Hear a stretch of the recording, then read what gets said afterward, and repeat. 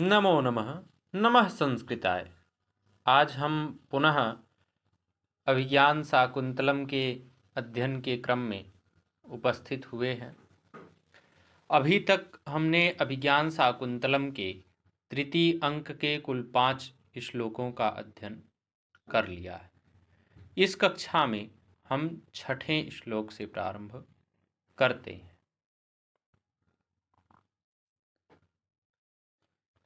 सुतन्यस्तोषीरं प्रशिथिलमृडालैकवलयम्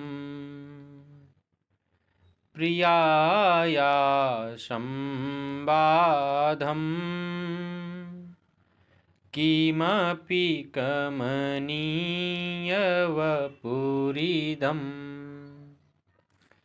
समस्तापः कामम् मनसि जनिदाघ प्रसरयोर्न तु ग्रीष्मस्यैवम्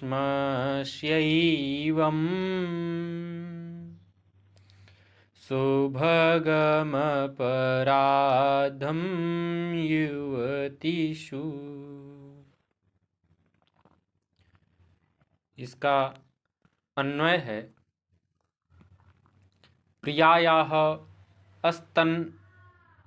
अस्तनन्य स्तोषीरं प्रशिथिलमृडालैकवलयं शाबाधम् इदं वपुः किमपि कमनीयम् युवतिषु मनसिज निदाघप्रसरयोः तापः कामं शमः तु ग्रीष्मस्य अपराधम् एवं शुभगम न। इसका शाब्दिक अर्थ है, स्तन्य स्तोषीरम अर्थात दोनों स्तनों पर रखा है खस का लेप जिस पर ऐसा। शिथिल मृडालयिक वलयम अर्थात ढीले हुए कमलनाल का एक कंकड़ है जिस पर ऐसा। साबाधम अर्थात अस्वस्थ भी, किमपि अर्थात लोकोत्तर या अनिर्वचनीय, कमनीय अर्थात सुंदर, कामम अर्थात यद्यपि, मनसिज निदाघ प्रसरयोः अर्थात काम और ग्रीष्म के वेग का, तापः अर्थात ताप, शमः अर्थात समान, तु अर्थात तथापि, अपराधम अर्थात प्रभाव या अपराध अथवा संताप, शुभगम अर्थात सुंदर। पुनः एक बार श्लोक को देखते हैं। सतन्यस्तोषीरं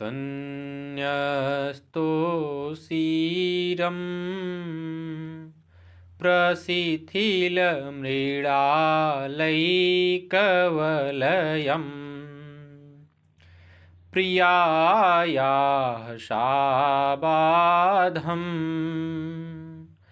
किमपि कमनीयं वपुरिदम् समस्तापः कामम् मनसि जनिदाघ प्रसरयोर्न तु ग्रीष्मस्यैवम् शुभगमपराधं युवतिषु। अर्थात प्रिया शकुंतला का स्तनों पर खसयुक्त और ढीले कमलनाल के एक कंकड़ से युक्त अस्वस्थ भी यह शरीर क्या ही सुंदर है। स्त्रियों पर कामदेव और लू के संचार से संताप भले ही समान हो, किंतु गर्मी अर्थात लू का संताप इस प्रकार सौंदर्यवर्धक नहीं होता। इसकी टिप्पणी में हम बताएंगे कि यह शिखरड़ी छंद में लिखा गया है और इसमें व्यतिरेक, अप्रस्तुत प्रशंसा, विभावना और विशेषोक्ति अलंकार का प्रयोग है। 7वां श्लोक है। छाम छाम कपोलमानन मुरः काठिन्यमुक्तस्तनम् मध्यः क्लान्ततरः प्रकामविनता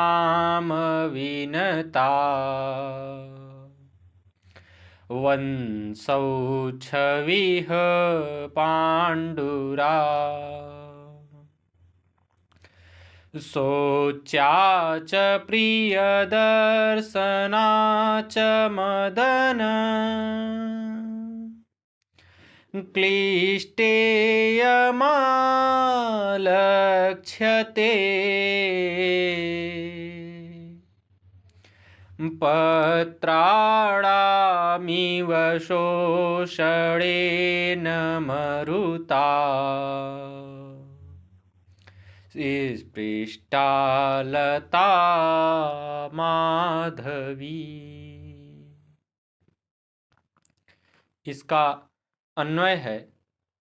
आननम छाम छाम कपोलम उरह काठिन्यमुक्त स्तनम मध्यः क्लान्ततरः अंशौ प्रकामविनतौ छविः पाण्डुरा मदनक्लिष्टा यं पत्राणां शोषणेन मरुता स्पृष्टा माधवी लता इव शोच्या च प्रियदर्शना च आलक्ष्यते।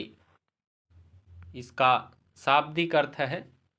आननम अर्थात मुख, छाम छाम कपोलम अर्थात अत्यंत कृश कपोल वाला, उरह अर्थात वक्षस्थल, काठिन्य मुक्त स्तनम अर्थात स्तनों में कठिनता नहीं रही, मध्य अर्थात कटि प्रदेश, क्लांततरः अर्थात कृशतर, अंशौ अर्थात दोनों कंधे, प्रकाम विनतौ अर्थात अत्यंत झुक गए हैं, छविः अर्थात कांति, पांडुरा अर्थात पीत वर्ण वाली, शोषणेन अर्थात सुखाने वाले, मरुता अर्थात वायु से, स्पृष्टा अर्थात स्पर्श की हुई अथवा मुरझाई हुई, मदन क्लिष्टा अर्थात काम से पीड़ित, शोच्या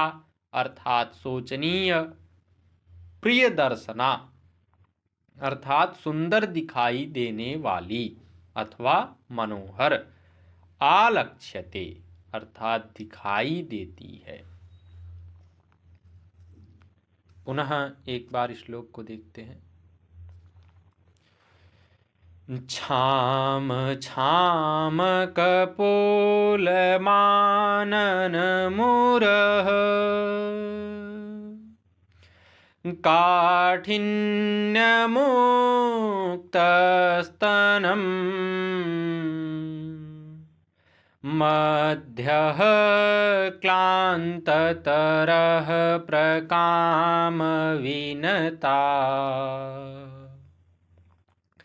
वंशौ छविः पाण्डुरा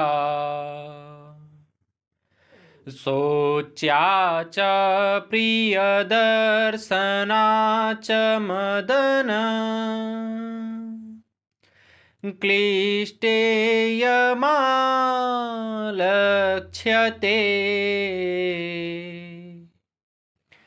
पत्राणामिव शोषणेन मरुता स्पृष्टा लता माधवी। अर्थात इसके मुख पर कपोल अर्थात गाल अतिकृश हो गए हैं, छाती पर स्तन ढीले पड़ गए हैं, कटिभाग कृशतर हो गया है, कंधे अत्यधिक झुक गए हैं और देह की कांति पीली पड़ गई है।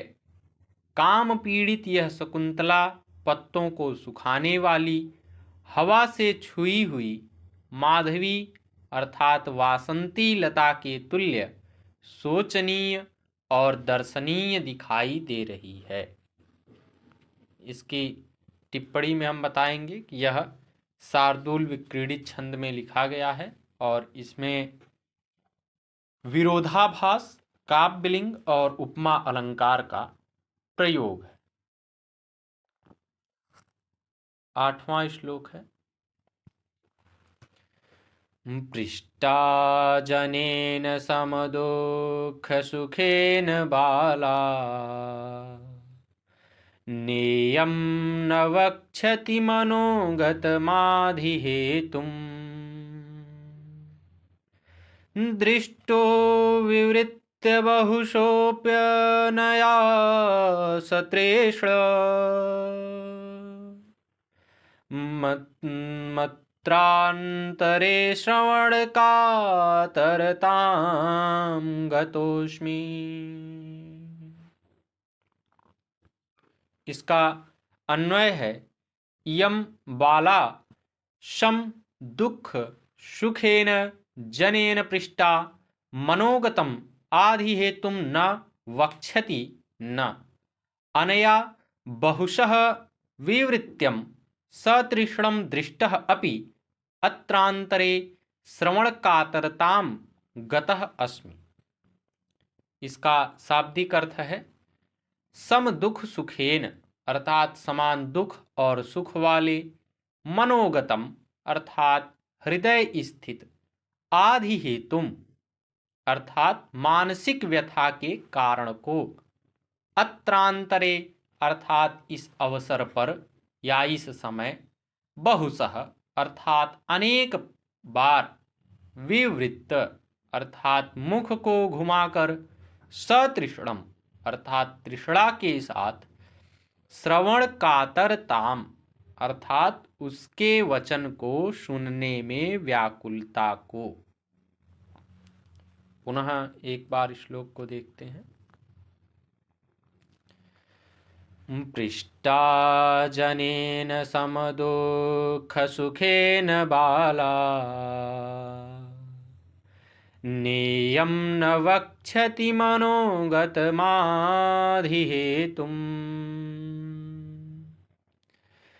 दृष्टो विवृत्य बहुशोऽप्यनया सतृष्ण,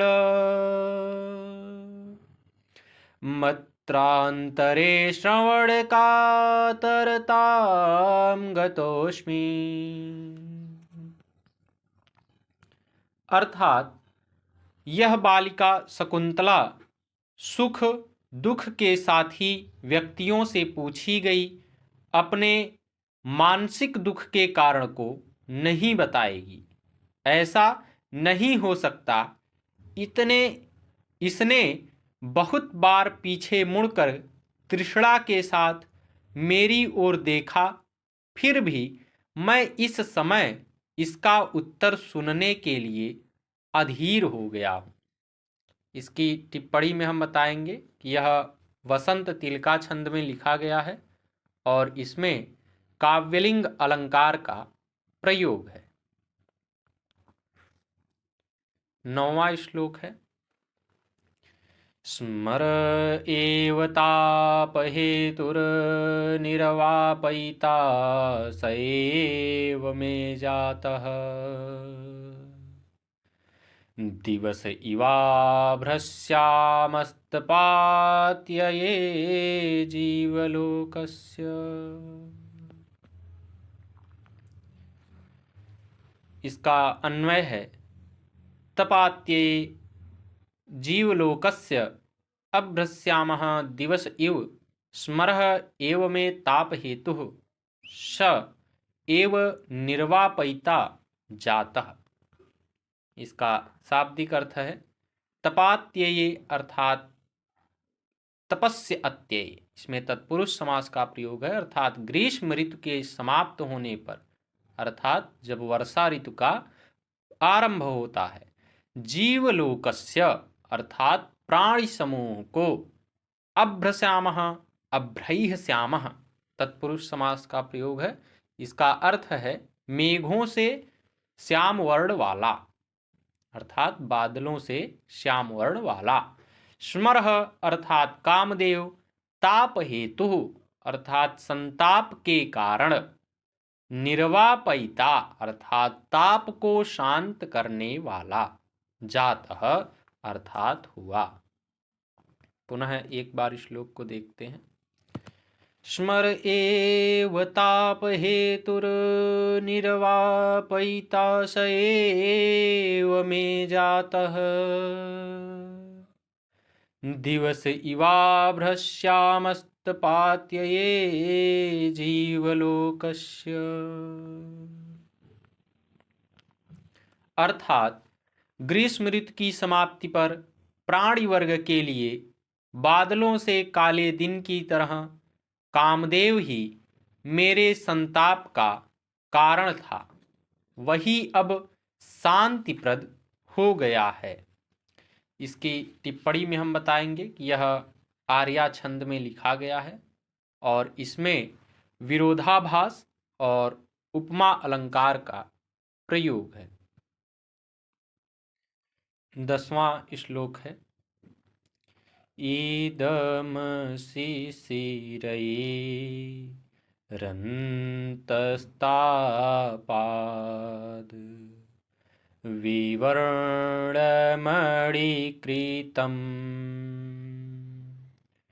निशि निशि भुजन् यस्तापाङ्ग प्रसारिभिर्ष्टुभिः अनभिलुलित जाता जाघाताङ्कम्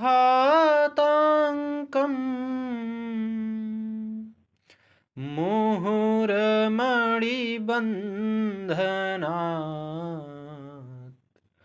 कनकवलयम् स्रंस्तं स्रंस्तं मया प्रतिसार्यते।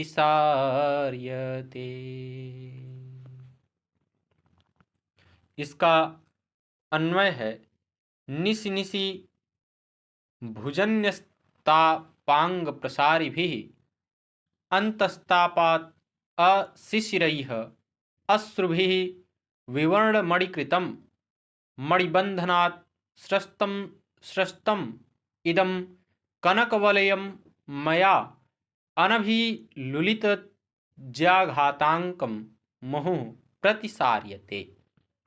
इसका शाब्दिक अर्थ है निशि निशि अर्थात प्रत्येक रात्रि में भुजन्यस्तापांग प्रसारिभिः, भुजे न्यस्तात अपांगात प्रसारिभिः, इसमें तत्पुरुष समास का प्रयोग है।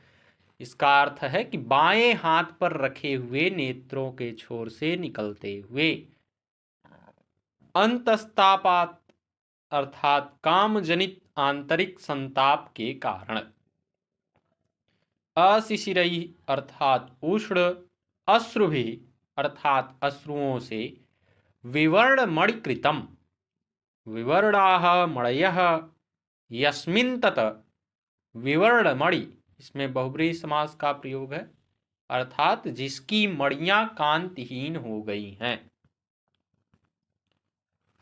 अनभिलुलित ज्याघातांकम अर्थात प्रत्यंचा के घाव के चिन्ह को स्पर्श न करते हुए, कनकवलयम अर्थात सोने का कंगन या सोने का कंकड़, मणिबंधनात् अर्थात कलाई से, स्रस्तम स्रस्तम अर्थात बार बार सरके हुए या बार बार खिसके हुए, प्रतिसार्यते ऊपर खिसकाया जाता है। पुनः एक बार श्लोक को देखते हैं। इदम शिशिरै रन्तस्तापाद्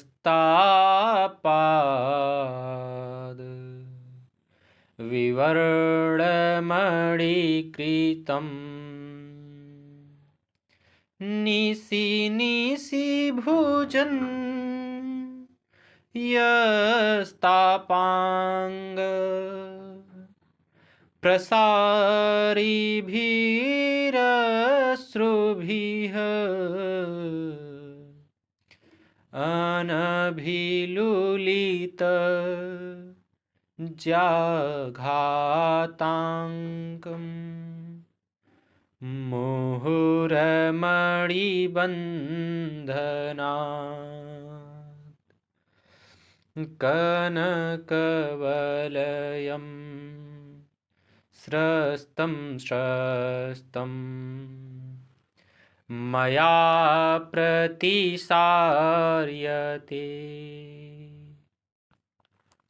अर्थात प्रत्येक रात्रि में बाईं भुजा पर रखे हुए नेत्र के कोण से बहने वाले तथा आंतरिक संताप के कारण उष्ण अश्रुओं से जिसकी मड़ियां निष्प्रभ हो गई हैं और कलाई से बार बार कोहनी की ओर सरके हुए इस सुवर्ण कंकड़ को मैं प्रत्यंचा के आघात के चिन्हों को न रगड़ते हुए बार बार यथास्थान पहुंचाता हूं। इसकी टिप्पणी में हम बताएंगे कि यह हरिणी छंद में लिखा गया है। हरिणी छंद मंदाक्रांता के समान ही चलता है, बस मंदाक्रांता में पहले 4 और 6, उसके बाद फिर चरण के अंत में यति होती है, लेकिन हरिणी में उसका थोड़ा सा उल्टा होता है। इसमें पहले 6 पर यति होगी, फिर 4 पर, फिर चरण के अंत में। तो इसमें हरिणी छंद का प्रयोग है और स्वभावोक्ति अलंकार का प्रयोग है। आज के लिए बस इतना ही। नमो नमः। नमः संस्कृताय। धन्यवाद।